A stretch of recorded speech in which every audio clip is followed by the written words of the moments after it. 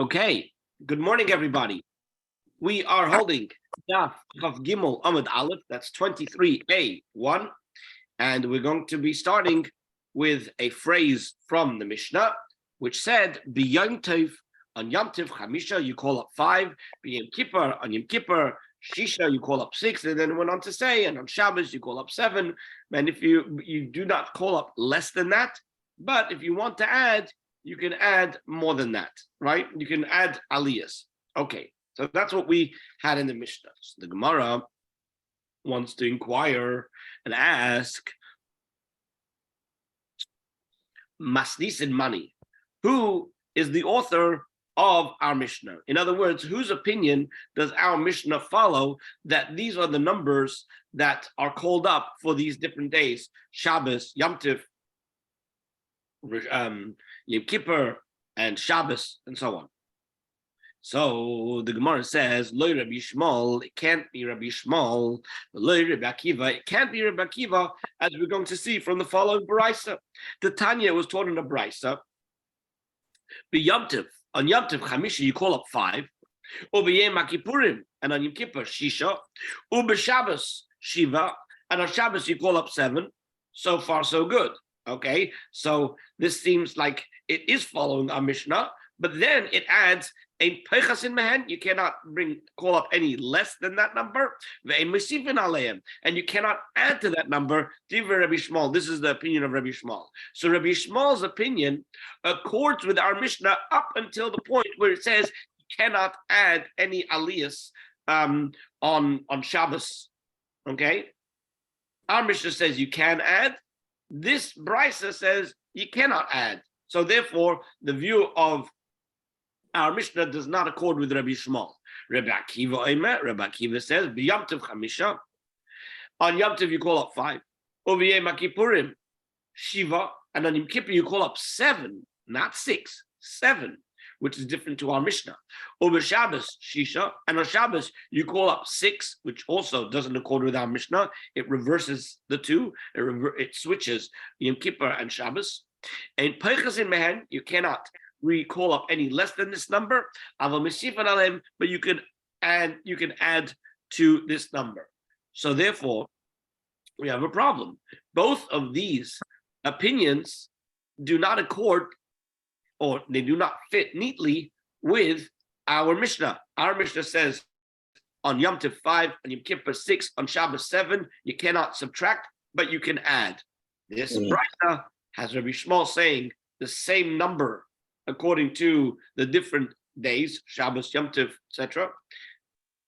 But he says you cannot add. Rabbi Akiva switches the order, right, between Shabbos and Yom Kippur, saying that on Shabbos you call up 6, and Yom Kippur you call up 7. However, he says that we can add. So bottom line is our Mishnah doesn't go according to any of these.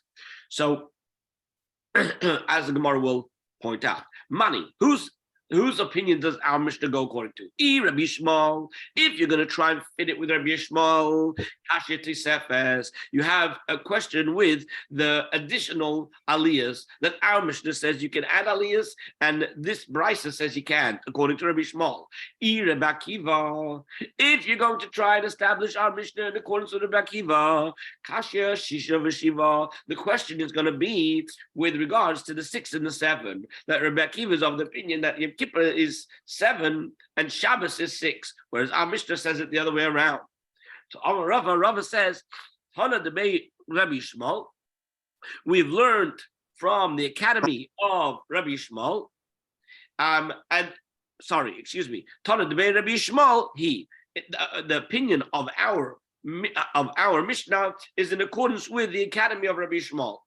The Tana debei Rabbi Shmuel, because the academy of Rabbi Shmuel taught, B'Yom Tov Chamisha, on Yom Tov you read 5, Yom Kippur Shisha, on Yom Kippur you read 6, with Shabbos Shiva, on Shabbos you read 7, and Peichas in Mehen you do not subtract, but you can add. Divrei Rabbi Shmuel, these are the words of Rabbi Shmuel. So how do we establish our Mishnah? In accordance with the view of the academy of Rabbi Shmuel, who quoted in the name of Rabbi Shmuel that the law is exactly in accordance with our Mishnah. Frag the Gemara, Kasha de Rabbi Shmuel ad Rabbi Shmuel. You have a problem now, because the brisa that we quoted, not from the Bei Rabbi Shmuel, but the brisa prior to the one that we quoted, the one that has Rabbi Shmuel and Rabbi Akiva, that view of Rabbi Shmuel doesn't line up with the view of the Academy of Rabbi Shmuel and the view they present him as having. So the Gemara answers that Trei Tanoia libe de Rabbi Shmuel. It's two Tanoim, right, who are arguing with regards to what Rabbi Shmuel actually taught. And we have this often in Shas. We find in the Talmud that there sometimes are different versions of what a particular rabbi said, which means that a rabbi can have many students, and the different students disagree about what they believe they heard from their teacher, right? So this is one of those cases where the brisa, which quotes the view of Rabbi Shmuel and the view of Rabbi Akiva, has Rabbi Shmuel saying one thing, and that is that you cannot add to the aliyahs. The other brisa says exactly the same thing as the first brisa, only that the way they heard Rabbi Shmuel teach it was that you could add aliyahs, and then in that case we can establish our Mishnah according to Rabbi Shmuel. Okay, next question. The next question of the Gemara is Man Tana, who's the one that taught Lahod the Tanya, that which is taught in the Brisa. Yom Tov, on Yom Tov, Ma'acharin Lavai, you come late to shul, or Memarin Losses, and you're quick to leave. What kind of behavior is that? Come late to shul and leave early? So Rashi explains what this means is that because on Yom Tov, a person is allowed to prepare food to eat. You can cook food on Yom Tov. So people are busy cooking food for the Su'udah on Yom Tov. And so because that's a mitzvah, it's possible for them to do that before coming to shul. But because they're busy preparing for the Su'udah, they're going to end up coming late to shul for on Yom Tov. Why are they leaving early? To give themselves enough time to have a proper Su'udah. Now, when I say leave early, I don't mean, or the Gemara doesn't mean, that people walk out before the minyan ends.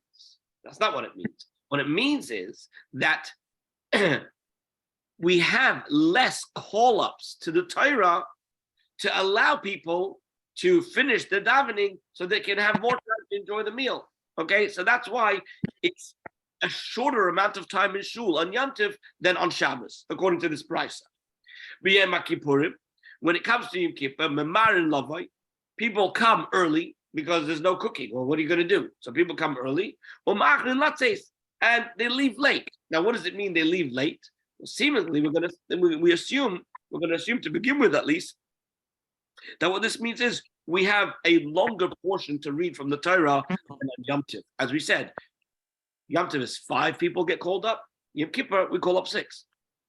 Well, but Shabbos, and when it comes to Shabbos, Memarin Lavai, people come early, or Memarin Lotzeis, but people are quick to leave, which we understand to mean that we're going to read less from the Torah to allow people to go and eat the Su'udah Shabbos, which means to Rabbi, say, yes. I have this Steinsaltz where he fills in the blanks. So where he says one is on Yontif, one is slow to arrive because a person's is busy preparing the Yontif meal, and one is quick to leave in order to eat, he says. Yes, that's correct. But what does it mean that you're quick to leave? It doesn't mean that you leave before everybody else does. What it means is that we have a shorter service because we read less of the Torah portion. We have a smaller Torah portion that we read to give people time to go home and eat. Oh, okay. And so when it comes to contrasting Shabbos and Yom Kippur, we're saying Yom Kippur people spend more time in shul because there's nowhere to go. You can't cook and there's nothing to eat, right? Whereas on Shabbos, we come early because you can't cook, obviously, but we leave quicker than Yom Kippur because people want to eat the Shabbos. So now, the Gemara wants to suggest that from this brisa, perhaps we could establish it in accordance with Rebbe Akiva. Lema Rebbe Akiva. Let's say that this is the view of Rebbe Akiva. Why? Because when we say that Yom Kippur, people are leaving later, and on Shabbos they're quicker to leave, right? The reason why Yom Kippur it takes longer is the Is Gavri Yisera. It's because there's an extra person who reads. So therefore, it would fit well with what Rebbe Akiva says. Rebbe Akiva says 6 people get called up on Shabbos, and 7 people get called up on Yom Kippur. Says the Gemara, no, you don't have to say that. Afilu Tema, you could even say Rabbi Yishmael. That who's the Tan of the Tan of the Brisa is Rabbi Yishmael, who says that what? Who says on Shabbos they read 7, and on Yom Kippur they read 6.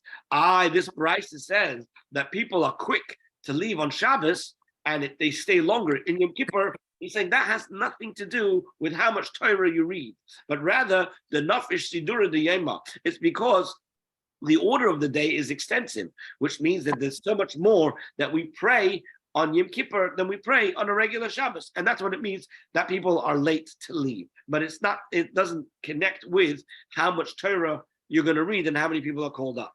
Okay. Moving on to another question. The Gemara asks, when we say on Shabbos you call up 3, on Yom Tov you call up 5, on Shabbos you call up 7. So you said the first on Shabbat you call 3. On Yom Chol you call 3. 1 second. I'm talking about Morning, in the morning. Monday and Thursday and Shabbos Mincha. No, Mr. Shachari. You call up 1 second. You call up 3, and on Yom Tov you call up 5. And on Shabbos, you call up 7. So the question is, what do these 3 numbers correspond to? These 3, Chamisha, and these 5, Shiva, and these 7, Keneged me, corresponding to who? Who do they correspond to that we call up this specific number of people? Says the Gemara, Kligi ba Rabbi Yitzchok bar Nachmani v'chad imei. That Rabbi Yitzchok bar Nachmani and one who was with him were disputing this point. Omanu, who was this person with him? Rabbi Shimon ben Pazi. It was Rabbi Shimon ben Pazi. So now the Gemara comes along and says that there are others who are of the opinion that, in fact, Rabbi Shimon ben Pazi was the more prominent one, and so it was Rabbi Yitzchok bar Nachmani who was walking with him, right? You know, when we want to say, you know, so and so was walking with so and so, right? We want to say the most prominent person, and then we say somebody else was walking along together with him. So the first version has it that it was Rabbi Yitzchok bar Nachmani and Rabbi Shimon ben Pazi, who was on a lower stature, was walking with him. Va'amri and others say, no, it was Rabbi Shimon ben Pazi, v'chad imei, and somebody else was with him. Or Manu, who was that person with him? Rabbi Yitzchok bar Nachmani. Va'amri and others say it wasn't Rabbi Yitzchok bar Nachmani, but rather it was Rabbi Shmuel bar Nachmani. Either way, they said as follows. Chad Amar, one said, Keneged Birchas Kohanim. The reason why we have 3, 5, and 7 corresponds to the number of words, the number of verses the number of words in the verses of Birchas Kohanim. In the Birchas Kohanim, the priestly benediction, you have 3 verses. The first verse has 3 words, Yivrechecha Hashem Yishmerecha. The second verse has 5, and the third verse has 7 words. So that's where you get the number 3, 5, and 7. So according to one of these 2, right? The reason why we call up 3, 5, and 7 is because it corresponds to the words in the Birchas Kohanim, in the 3 verses of the Birchas Kohanim. Chad and the other one said, no, it's Keleged Shloisha Shevrei Asaf. They correspond to the following number of royal attendants mentioned in the scripture, which says the 3 guardians of the threshold. Okay, that's the Shloisha Shevrei Asaf, right? These were the people who were appointed over all the necessities of the temple. They had the keys to the temple in their charge. So that's the 3. Chamisha, when we say 5, we call up 5. That corresponds to the Merayah Pnei HaMelech, the 5 who saw the face of the king, right? This is the 5 people who were very close around the king, Jewish king, and Shiva, Rei Pnei Melech, and 7 who saw the king's face. That means it's the 7 who, although they're not on the inner circle, but nevertheless, in the inner circle, but nevertheless, they are surrounding the king. And where is this a reference to? This is a reference to the story in the Megillah, where it tells us that there were seven Persian and Median officers who were close advisors to the king. Okay, so now that's what Rashi says, but Tosfos says no. It's true. Perhaps it's mentioned that in the Megillah, but would we really say that we're going to get our inspiration and our guidance of how many people to call up to the Torah from Achashverosh? That doesn't make sense. So rather, what we have to say is that it was true for Achashverosh, but it's also true for the Jewish kings. Okay, so now, Rabbi, Yeah. Rabbi, I got a question. I'm sorry, I didn't get it. Because okay. So let me just repeat. כנגד 3 שומרי הסף. Okay, so we call up 3 on Monday, Thursday, and Shabbos afternoon. We call up 5 on Yom Tov. We call up 7 on Shabbos. What do they correspond to? The 3 that we call up during the weekdays correspond to the 3 people who are appointed to be attendants, right? That are mentioned in the Torah. We're told that they are the people who were in charge of looking after the Beis Hamikdash. Okay. Okay. Then the 5 corresponds to the people who saw the face of the king, which means the king. Which king? The Jewish king. There were 5 people, right, that are mentioned. If you look in 2 Kings chapter 25, verse 19. So it says that there were 5 people that there were 5 people that were constantly close to the king.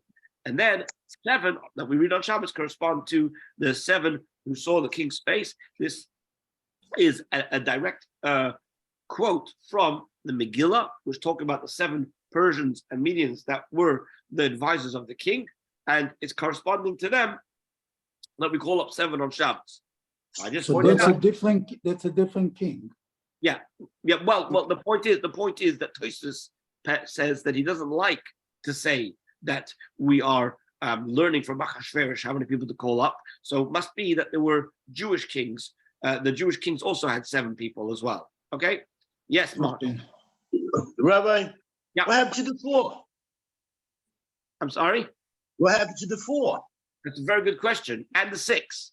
That's a good question. So it seems that the 4, the Gemara is satisfied with what it said before about the 4, that because you have an extra carbon, so because you have an extra carbon corresponding to that extra carbon, you call up 4.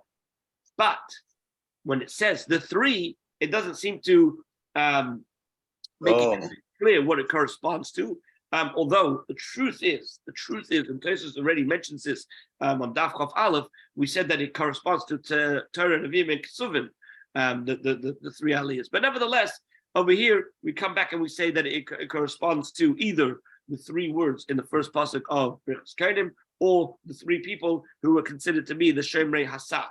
Right now, the 5 and the 7, we said what they are. And this is a dispute between these 2, Rav Shimon ben Pazi and either Rav Yitzchok ben Nachmani or Rav Shmuel ben Nachmani. But the 6, I'm not sure why it doesn't mention the 6. I did have the question, but I didn't find an answer. I didn't find an answer when I was learning it. So I have to go and dig a little bit deeper to find why it doesn't mention the 6. The 6 only one time. What? The 6 is only one time a year. No, I understand that, but what does it correspond to? What does the 6 correspond to? You're telling me what the 3 corresponds to. You're telling me what the 5 corresponds to. You're telling me what the 7 corresponds to, but you're not telling me what the 6 correspond to. Okay? Rabbi. Yeah. You really get a chance to see the abbreviated way that the Gemara is written.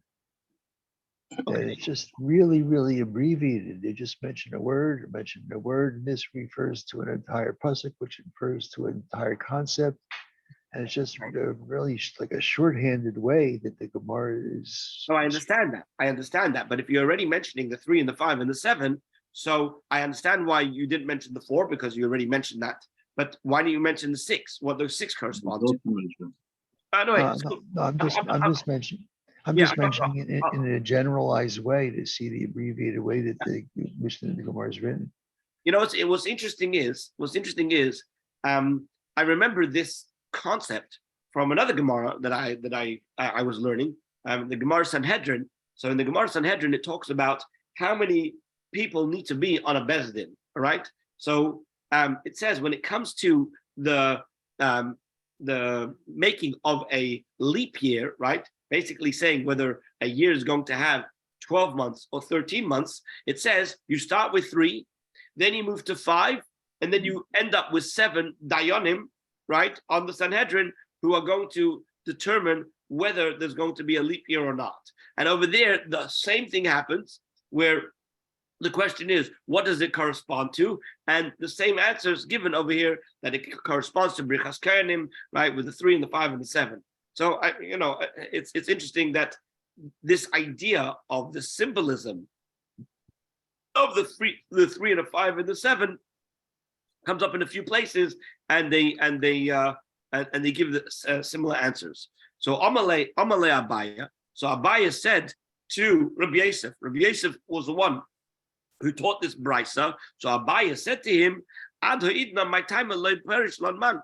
Until this point, why did the master not explain this to us? Like, we didn't know that that it corresponds to the 3 and the 5 and the 7. Why didn't you teach us up until now? Amalei. So Rabbi Yosef said to him, I never knew that you needed it. I didn't know that you needed this information. I didn't know that you weren't aware of this. And he continues to say, me, ba'isu, minoi, milsa. Is there anything that you needed from me? Well, that I did not. I didn't answer for you. So therefore, I'm sorry I didn't tell it to you till now. I didn't know that you weren't aware. Now that you asked, I gave you the answer. Okay, another discussion. Okay, Amale Yaakov Minol Rabbi Yehuda Yaakov Minol. There's a discussion of what this word Minol means.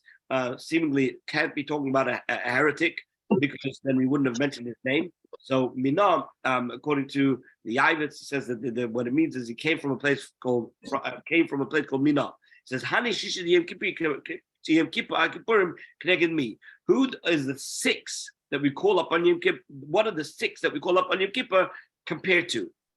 So the Gemara over here is going to tell us what it corresponds to, right? My question was, why in this brisa is it not mentioned? When it mentions the 3 and the 5 and the 7, why doesn't he mention the 6? Of course, the Gemara goes on to say what the 6 correspond to. I want to know why in the brisa that we mentioned from Rabbi Yosef, right? What that Rabbi Yosef taught, why over there is it not mentioned? So he answered. So this guy, Rabbi Yaakov Minah, asked Rabbi Yehuda this question: what do the 6 correspond to? Amalei. So Rabbi Yehuda answered to him, "Keneged shisha she'amdu mimina shel Ezra v'shisha b'smailai." They correspond to the 6 who stood at the Ezra's right and 6 who stood at the left. Shenema says Ezra Seifal Migdal Eitz Asher Osu L'Davar.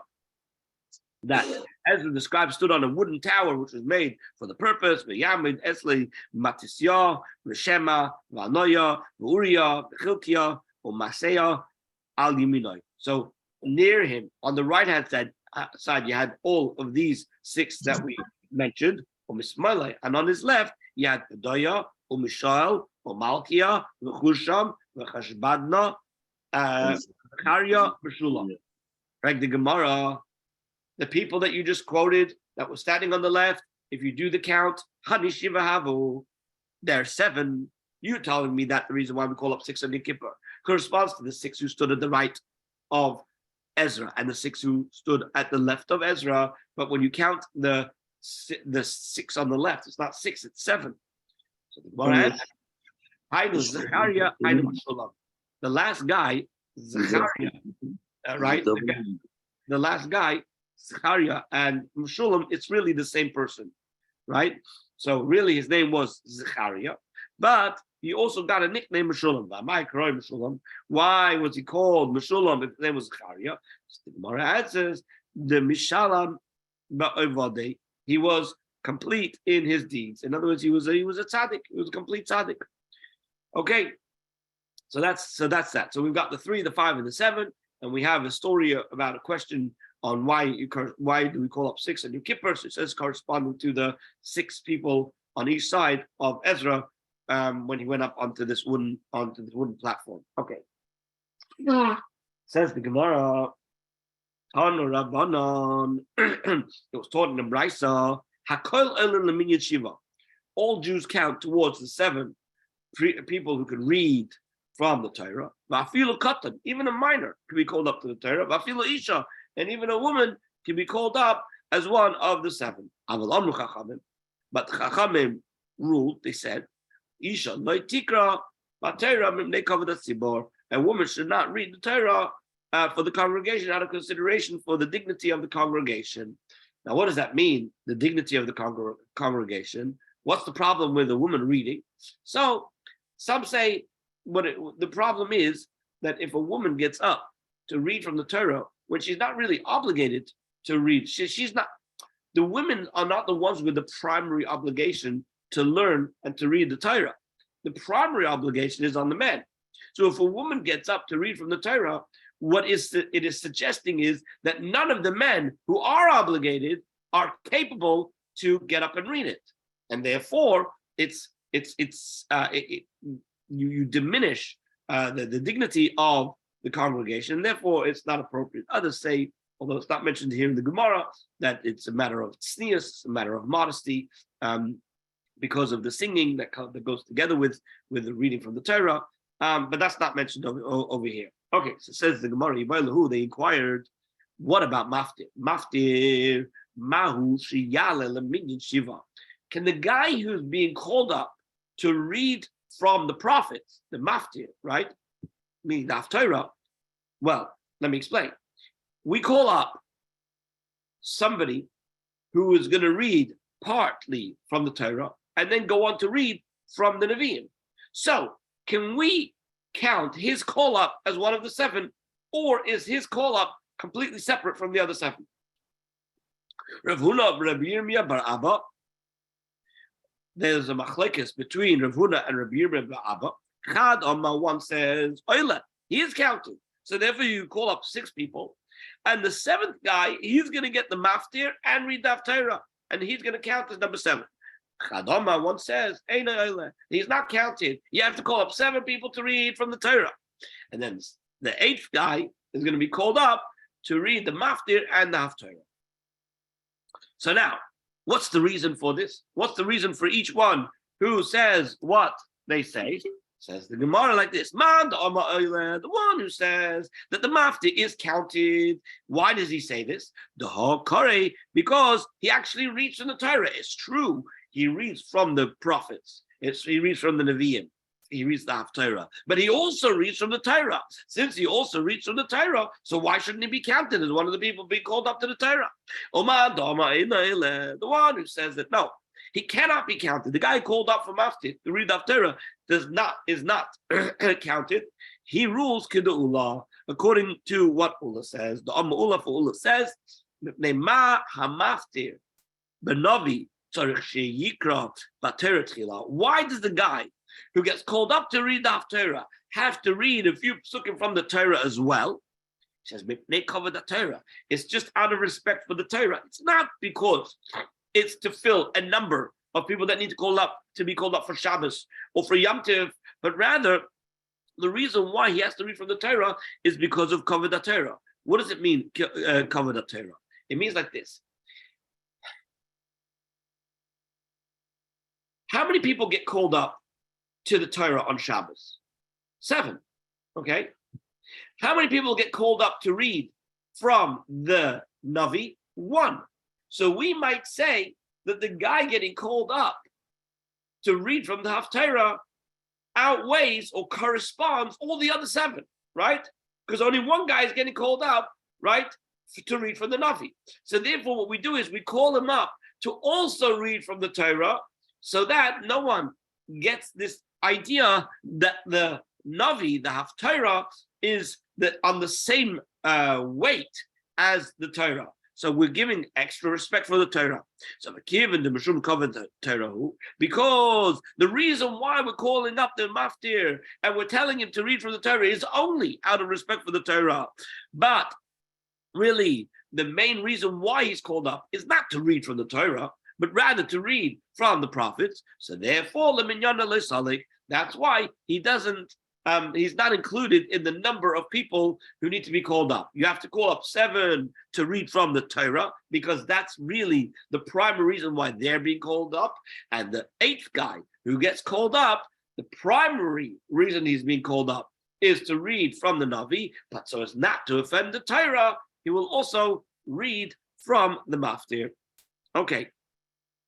So now, Tosfos points out, right, in the last Tosfos over here, that he points out that today our custom is that we recite Kaddish between the end of the calling up of 7 and the Maftir going up. And this way, we make a clear distinction between the people who are being called up for the purpose of reading from the Torah and the other one whose main function is to read from the Haftarah. But as we mentioned, not to be disrespectful to the Torah, he also reads a few verses from the Torah. Now, the Gemara wants to challenge this idea that the Maftir is not counted as one of that is not counted as one of the 7 Torah readers. Okay, Meisvei, the challenge is from a brisa, very interesting. Hamaftir benavi. We say that if somebody is going to read from the Navi as the Haftarah lo yifchos, he should not read any less than 21 verses. Why 21 verses? Keneged shiva shekar b'Torah, corresponding to the 7 who have read for the Torah. As we mentioned yesterday and the day before, that when it comes to reading from the Torah, right, you cannot read less than 3 verses. Every person who gets called up to the Torah has to read at least 3 verses. So 7 people getting called up is at least 21 verses. So corresponding to all the 7 who got called up, we read in the Haftarah at least 21 verses, never less. The im Isa, but if it is so that the Maftir, the guy getting called up for Maftir, is not part of the 7, so then how many people are being called up? 8 people. And if 8 people are being called up, and each one cannot read any less than 3, so then you're not going to have 21, but rather you're going to have 24. Esim v'arba, the 24. So therefore, it would fit much better to say that really the guy who gets called up for Maftir is included in the 7. And that's why the Haftarah is 21 psukim at least. So the Gemara answers, given the Mishum Kovedat Torah, since it's only out of respect for the Torah that the Maftir reads from it, so therefore, it's also not necessary to add 3 verses to the Haftarah corresponding to the Maftir, because really the guy who reads at least 3 verses from the Maftir, from the Torah, is not doing it for the obligation to read those verses from the Torah, but rather it's only for Kovedat Torah. Therefore, when it comes to reading the Haftarah, he only has to read 21 verses, not 24, because there's not really 8 people being called up. Okay. Maskiv law Rava. Rava challenges this view from the Brisa. Meaning to say that you said you can only read 21. There's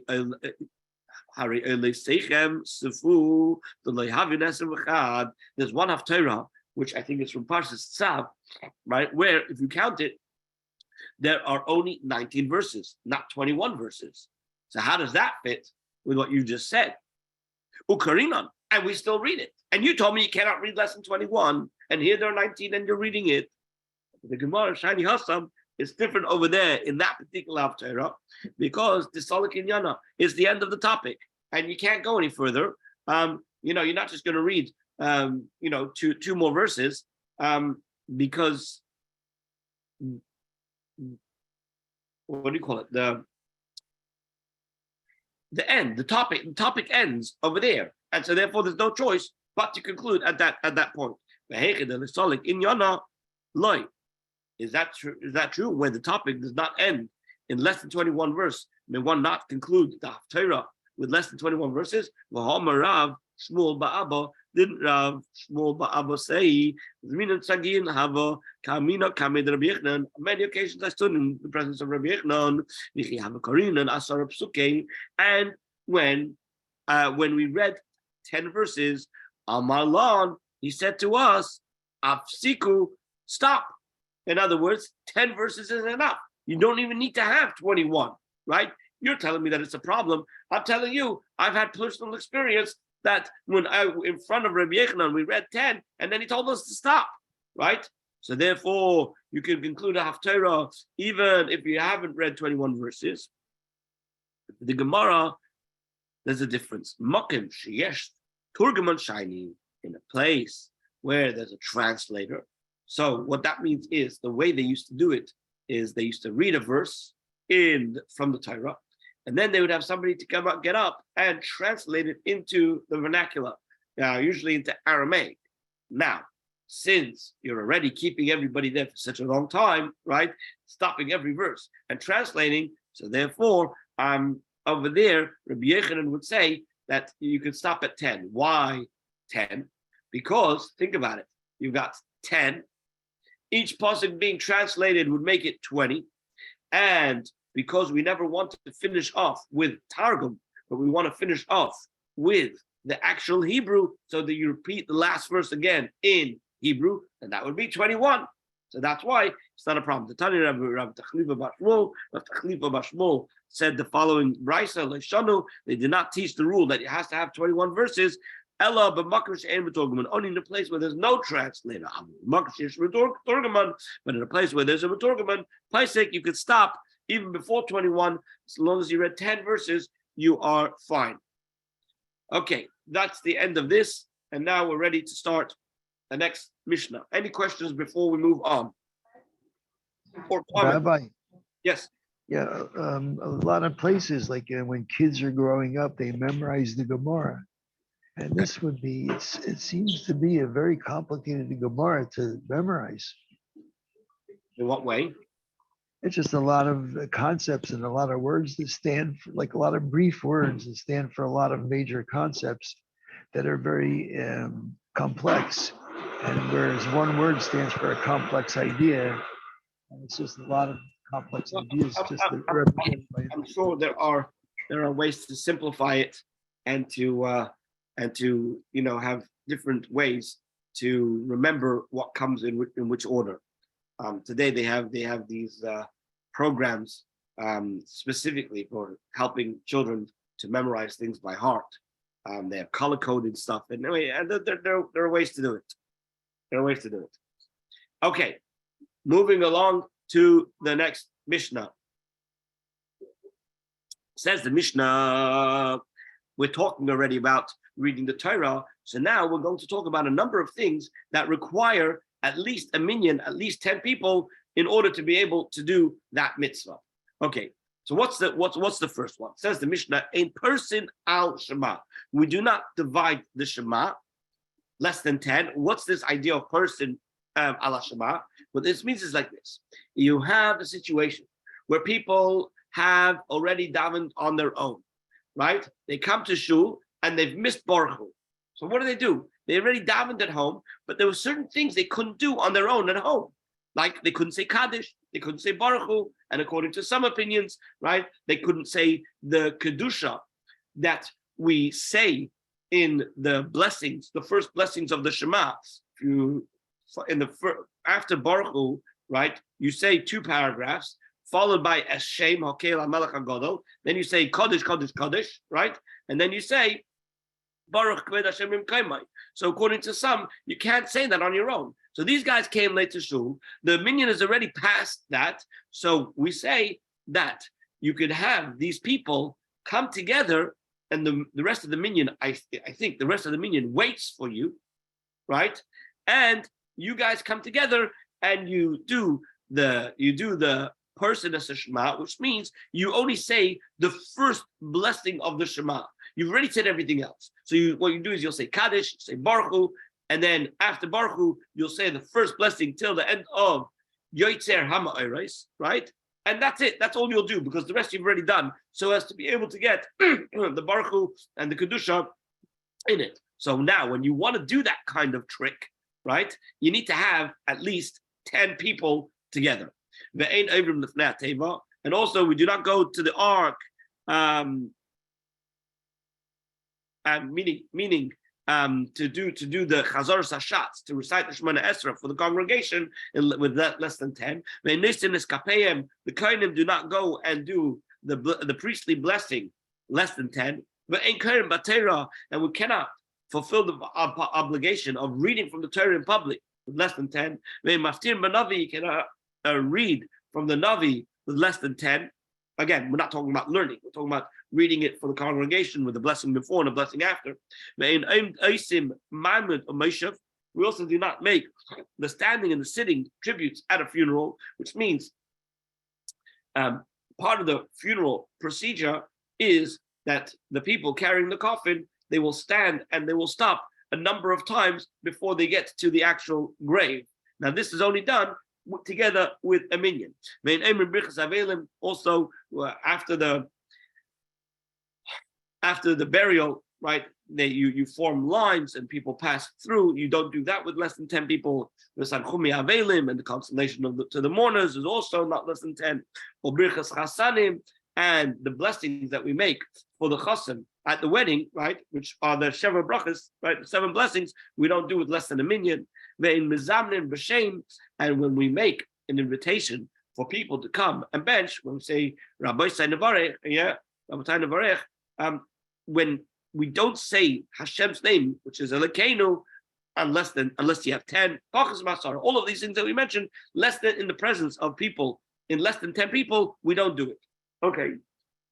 When it comes to appraising consecrated land, right? So in order to be able to appraise it, you need to have Tisha v'Kohen. You need to have at least 9 men, and one of the 10 will be a Kohen. So it'll be 9 men, which can be Israelim, and at least 1 Kohen to appraise the value of the property, right? The land. But Adam, and likewise, when you want to appraise a person to be able to redeem him, right, and to pay the worth, so in order to appraise it, you need to have Kayetz Behen the same as we've just mentioned, which means at least 9 men and at least 1 Kohen to be able to do all of this. Okay, that's the Mishnah. Ask the Gemara. Mina Halimili, from where do we know this, right? So we're going to go one by one. First thing we want to know is, how do we know that you cannot do the Shema in less than 10, etc. So Amr B'chia Ba'aba Rabbi Ba'aba says, in the name of Rabbi Yechanan, O Makro, because it says in the Pasuk, and I'll be sanctified among the children of Israel. And from this verse we learn that all matters of sanctity should not be less than 10 people, 10 men. My mashma, how is it implied? In other words, when I say that I shall be sanctified among the children of Israel, I haven't said a number over here. Amongst the Jewish people could be 2 or 3 as well. I mean, among, in the midst, I mean, you could have 2, 3. Who says 10? So the Gemara explains. Tanya, B'chia taught, Asya, we learn out, Exer Shava, a verbal analogy, Toich Toich, from the word Toich that exists in this pasuk that we just quoted, that what? Menigdashti, and I was sanctified, Besoich, in the midst of, or among, B'nai Yisrael. So there's a word Toich, and there's a word Toich somewhere else. It says over here, and I'll be sanctified among the children of Israel. But and over there it says he bodlu mitoicha eda. It says over there, this is the story of Korach, right? The people of Korach who gathered together against Moshe and Aaron, right? So it says Ksiv Hasam, it says over there, he bodlu, separate yourself mitoicha eda, right? Away from among the congregation. And we have another another Gezer Shava that we learn out one congregation from another congregation, which means to say as follows. I've explained this before. I'll just spend a moment to explain it again. Gezer Shava, a verbal analogy, is where there's some ambiguity in one verse, but there's clarity in another verse. And by connecting two words that are similar, that have the same root or are exactly the same, right? I can take the clarity from one verse and import it to the verse where there is certain ambiguity, where it's not clear. So when it says, "V'nikdashti b'soich b'nei Yisrael," I don't know how many, so I go to another place where it has the same word toich, and over there in the word where it says toich, right? I don't know what toich means, right? It says hibadlu mitoich ha'eda. What is an eda? What is a congregation? I don't know how much a congregation is. So I'm going to learn this eda from another eda. What's the other eda? Ksiv Hosam says over there, how long shall this evil congregation exist? And what was that referring to? The 10 spies who returned from the land of Israel to give a negative report.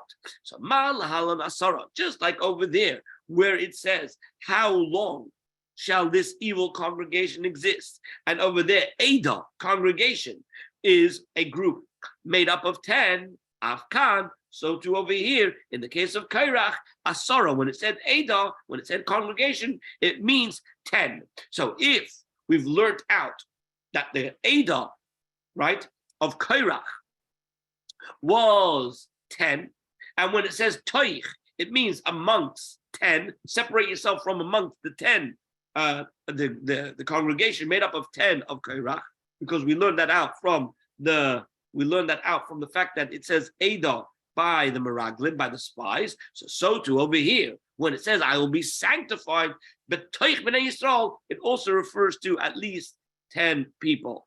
The obvious question that's asked by Mefarshim is, why do you learn something so important from Kairach and from the spies? So there's I'm sure as many Jews there are in the world there different views and opinions as to why. But one of the answers that resonates with me is that sometimes we see things on the surface, but we don't realize that even though these people made a terrible mistake, nevertheless, some of them, right, or sorry, not all of them, were really righteous people. We know that the Meraglim were righteous people. They made a tremendous error. The reason why they wanted to stay in the desert is because they felt that was a way to be closer to Hashem, because they wouldn't have to go and deal with the land and the agriculture, which would take them away from the studying of Torah. Others say that because they knew that Moshe wasn't going to be able to enter into the land, that they were so connected with their teacher, they didn't want to leave him, and they decided that it's better for them to stay in the desert with Moshe than to go into Eretz Yisrael without him. But whatever the case is, even though they made a grave error and they were punished for that error, but nevertheless, their intentions were on some level. They were, what do they say? The road to hell is paved with good intentions. They had good intentions. So, but the point is, and that's why we learn from them this idea of that anytime you're going to do something of Kedusha, there has to be at least 10 people. Okay, so it seems about Rabbi. Yeah. About Korach, I think we learned it before. Okay. It's not the first time that they mentioned the Ada by Korach. Right. So now, it seems from the way the Gemara continues that this idea of needing 10 for person as a Shema, Chazor Sashatz, Nesias Kapayim, which is the Kohanim, reading from the Torah, reading from the Navi, etc. Yeah, all of those are included in the first section that we just referenced. In other words, when we ask, where do we know it from? All of them we learn from this idea of Mikdash B'Seich B'nei Yisrael, and so therefore, when we continue on in the Gemara, it skips over them, right? And the next phrase that it quotes from the Mishnah is "Ve'ein oisin marmad o Moshe pachas masara." We do not make standing and sitting tributes at a funeral unless there are 10 men present. Okay. So now, why? Why do you need 10? Give in the bola meima. since the person who's leading the funeral, right, has to say, Im du yikarim, amoidu, shuvu yikarim, shuvu, stand up, dear ones. Stand, sit, dear ones, sit. But it's not proper to do so with less than 10 men present. Okay. Because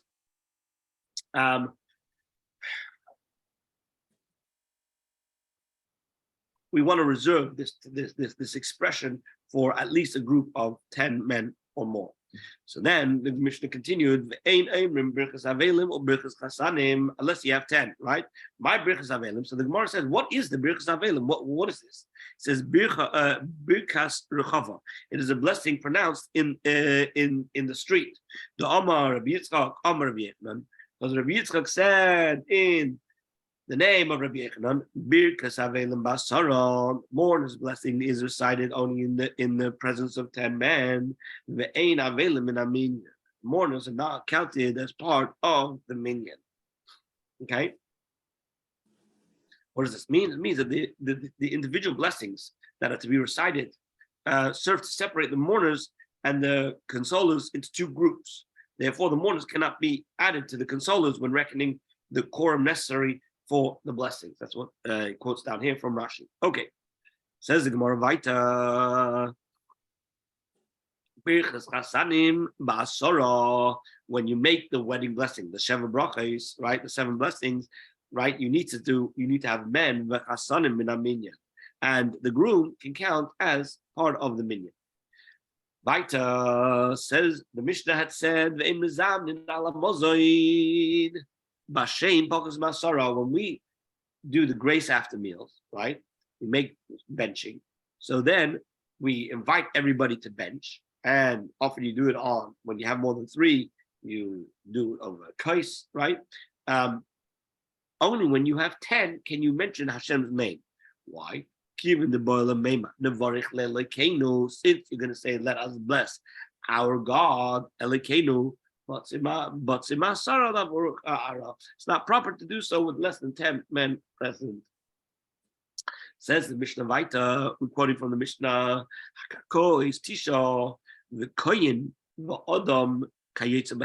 that when it comes to appraising the consecrated land to be able to redeem it, you need 9 in a kohen. And so the same thing is when you want to redeem a person to figure out how much he's worth, you need to have 9 and a kohen. Afraid the Gemara, where do I know this from? Says the Gemara, Omar Shmuel. Shmuel says, Asora kohanim ksuvim b'parsha.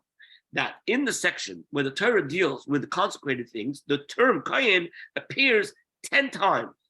Okay, so why do we have the mention of a kohen 10 times? Chad legufa, one word is for itself, that is to tell us that one of the praises must be a kohen. V'chad lemiute, and then another one of the 10 is to exclude a non-kohen from being one of the praises. V'idach, and all the others, right? Havamiyat achamiyat is the case of an exclusion after an exclusion, which means to say all the other people, right? Meaning all the 9 can, that besides the kohen, do not have to be do not have to be kohenim. The idea, the hermeneutic rule of a miyut after another miyut, one exclusion after another exclusion, is to include, which means to say as follows. The first kohen that's mentioned is to say that one of them must be a kohen. The second time that it says kohen is to tell me that the one other person doesn't need to be a kohen, right? So now you've got 2. Now the fact that you come along and make another mention of a kohen and another mention of a kohen and another mention all the way, and you have 10 in total, right? So we have this principle that if you have another exclusion, right, after an exclusion, all it does is it comes to include. So therefore, we have Tishi Yisrael and Chad Kohen. You end up having 9 non-Kohanim and 1 Kohen. Faith the Gemara, Ve'ema Chamisha Kohanim, Chamisha Yisraelim. So why can't you then say that there were actually 5 Kohanim and 5 Yisraelim, right?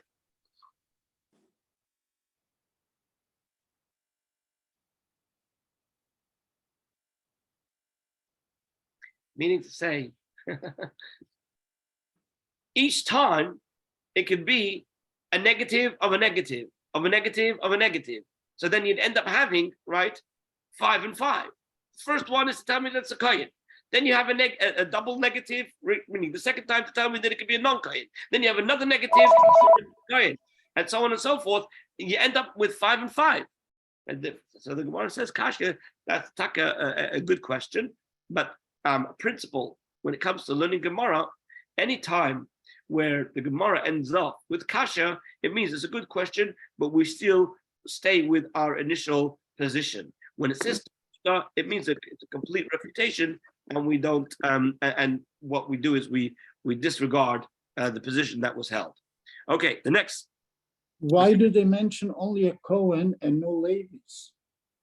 No, the point here isn't that it's a Levi or Yisrael. It means a Kohen or a non-Kohen. It doesn't have to be a Yisrael. It doesn't have to be a Levi. It could be a Levi, absolutely. It just means not. It means not a non-Kohen. Kasha. So, oh yeah, sorry. Yeah, so we said that. So then the Mishnah continues. That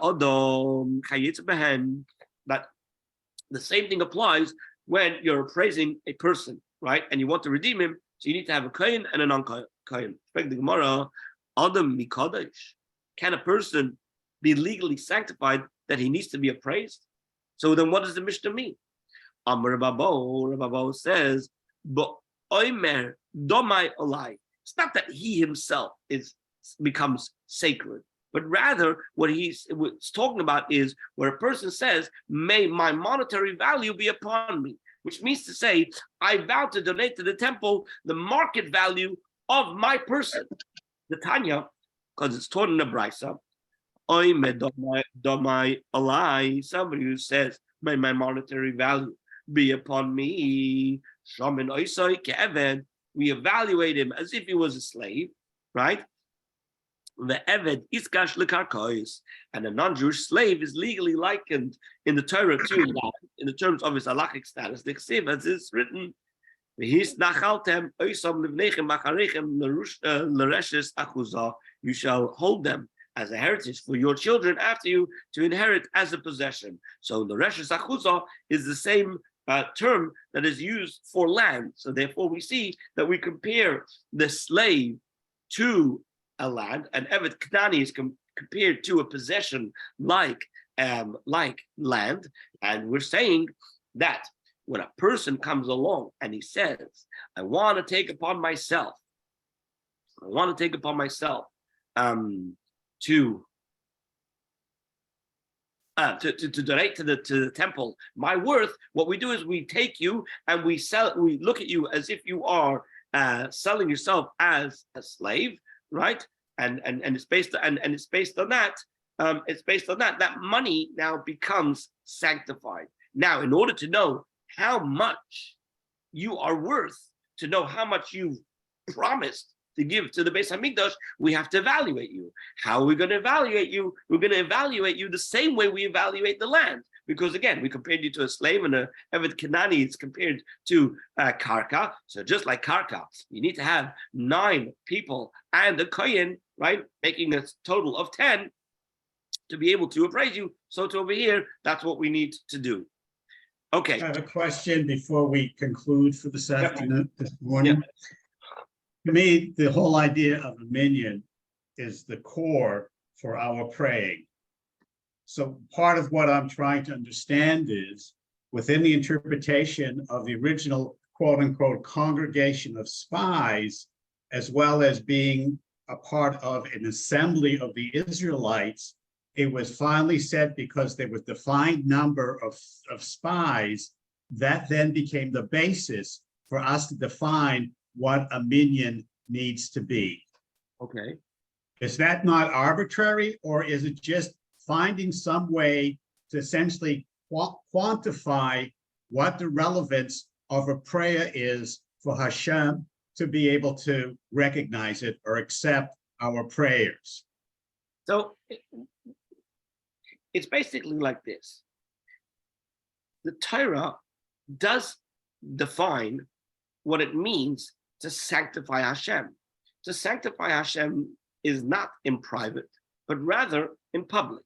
Okay. Correct. So Yeah. if it's in public, what constitutes public?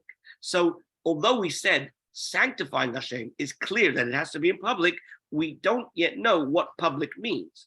And in order to determine what public means, we go looking for places elsewhere in the Torah where the Torah defines to us what public means. And the definition we've come up with based on the Torah, that Torah tells us elsewhere clearly that a public congregation means 10 men. And that we learned from the spies. But the fact that it has to be in public is not arbitrary. That is something that the Torah tells us has to be public. And the only thing we struggle with is to figure out what does public mean. And that's also not arbitrary. We go elsewhere in the Torah where the Torah gives us the understanding of what public means. And does that make sense? Somewhat. But again, my reference is the qualifying number was 10 relative to the number of spies. Right. Every other definition is vague. So that became sort of the peg for us to regard 10 men or 10 men as the qualifying legitimacy or recognition of a prayer. I just want to make sure that, that's the basis, because to me, that's a very important core for the discussion of what the definition of a minion is for, for Judaism, period. That's correct. You are correct. And I wish you all a wonderful day and Chodesh Tov for Rabbi, Rabbi, Thank you. Rabbi, Bye-bye, everyone. Yes. Thank you, Rabbi. Yes, Rabbi. Moshe.